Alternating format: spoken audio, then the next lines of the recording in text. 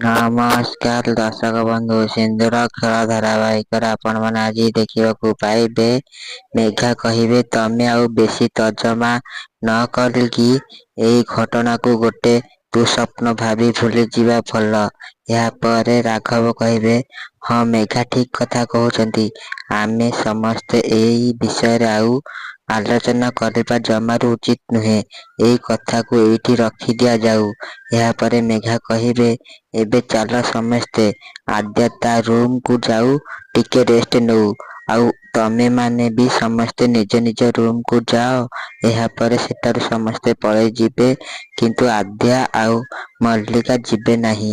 ଏହାପରେ ଆଦ୍ୟା କହିବେ, ମଲ୍ଲିକା ତୋ ବଦମାସି ଆଉ ତୋ ଅସମ୍ଭବ ଜିଦ୍ କଥା ମୁଁ ଆରମ୍ଭରୁ ହିଁ ଜାଣିଥିଲି, କିନ୍ତୁ ତୋ ଚରିତ୍ର ଏତେ ନୀଚ ଆଉ ବିଷାକ୍ତ ବୋଲି ମୁଁ ସେଇ କଥା କେବେ ବି ହେଲେ ଭାବି ନଥିଲି।